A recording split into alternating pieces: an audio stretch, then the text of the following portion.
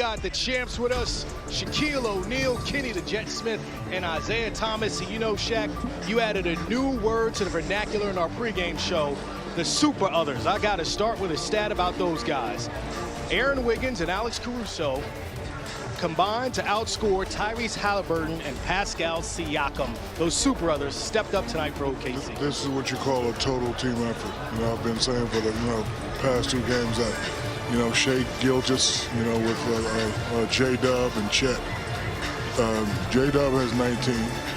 Chet has, I think, 15 or whatever. Held them under 20, but then Caruso, super other, and then the other kid, Wiggins, 18.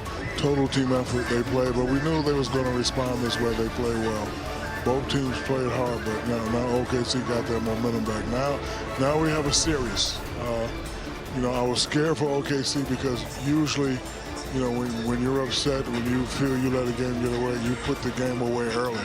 And the fact that in the first quarter it was close and the second quarter was close, they didn't pull away to like the early, mid-third quarters. But now we have a series, total team effort from OKC. Now, can they do that in a row? Because we've been saying, and we know from experience, everybody plays well at home. Can Wiggins get 18?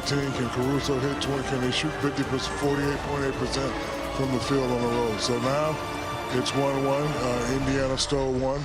I'm just glad it's not the old format, that 2-3-2. Yeah. Remember that format, that 2-3-2? Yeah.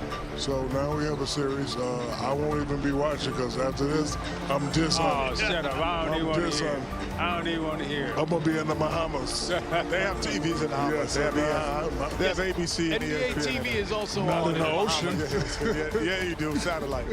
But, you know. Not in the ocean. So, Zeke, go ahead. You finish up because I know you. I was just going to echo what Shaq was saying, how, you know, they came out and they got, you know, what? They got 1, 2, 3, 4. They got 5 people in double figures.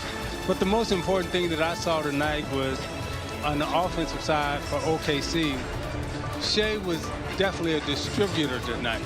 Even though he got 34 points, but he got 34 points on 21 shots.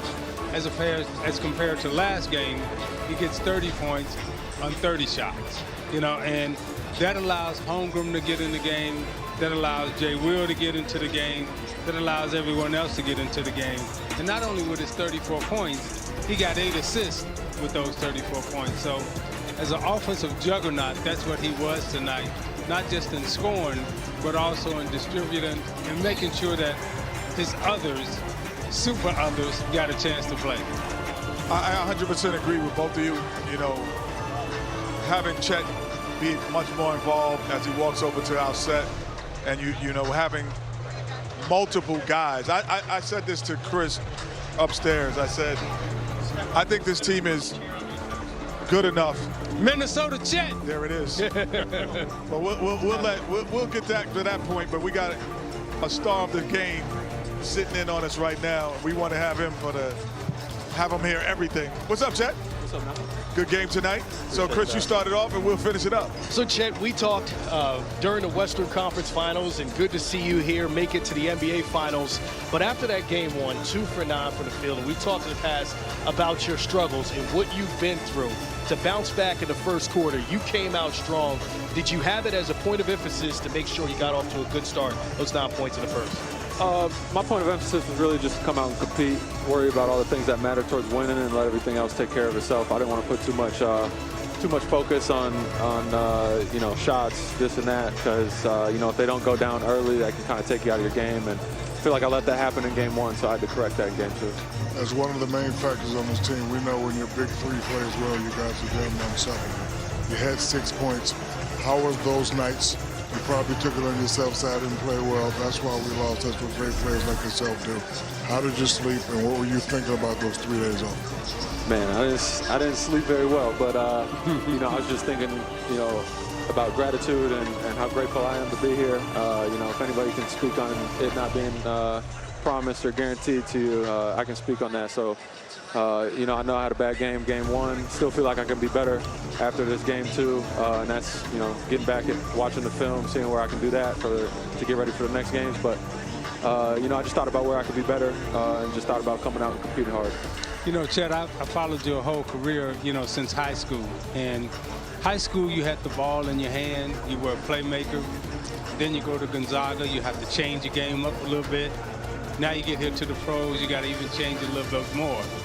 So I want to congratulate you on, shifting your game, not being the playmaker that you used to be, but when you get the opportunity to be, as you were tonight, how does that feel for you, knowing that you are more involved in the offense as opposed to just standing and waiting, catching, and having to shoot excuse me when I say this, those bomb shots? It comes down to understanding that, I like to look at myself as a winner. Everybody's a winner until it's inconvenient. Can't shoot this shot anymore, can't shoot as many shots, can't dribble as much as you want. It's not about that. To me, at the end of the day, it's about winning, especially going through some of the stuff I've been through and how good our team is as well. It's not about coming back and trying to force my will on, what I want to do out there. At the end of the day, about figuring out how we can win and trusting that over time things build out.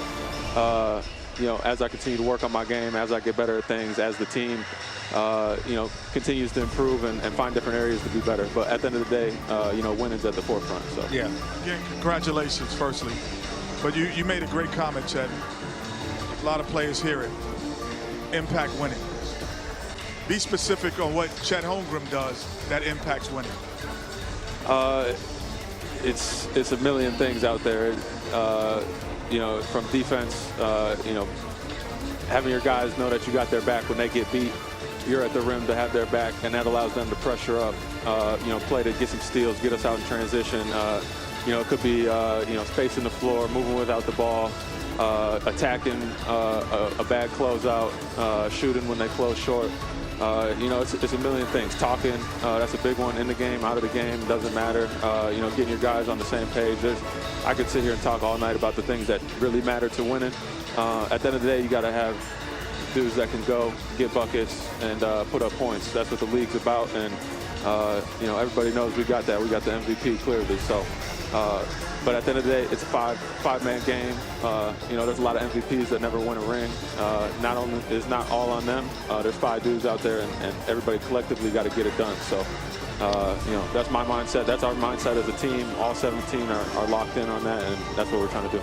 We know you play with the MVP, but do you say to yourself, like, for example, I need to average 15 a game, 10 rebounds, 3 blocks? Do you set goals like that for yourself, or do you just come in? Of course, I set goals for myself, and, I even said it tonight. I don't feel like I had a great game tonight by any means. I was impactful in areas, but I got to continue to get better, and over time, at the end of the day, you can't just look at numbers and be like, I want to put up these numbers. You got to work to be able to do this and let that follow. Chet, talk about the emphasis tonight on rebounding. You guys were, severely out-rebounded the last game, and it seems like there was a concerted effort by everyone to rebound the basketball better, limit Indiana's offensive putbacks. Yeah. Was that a focus on the board and on the game plan tonight? Yeah, there's always got to be a focus on the boards. At the end of the day, you can't get out and run and try and score points if you can't close possession, especially the way we play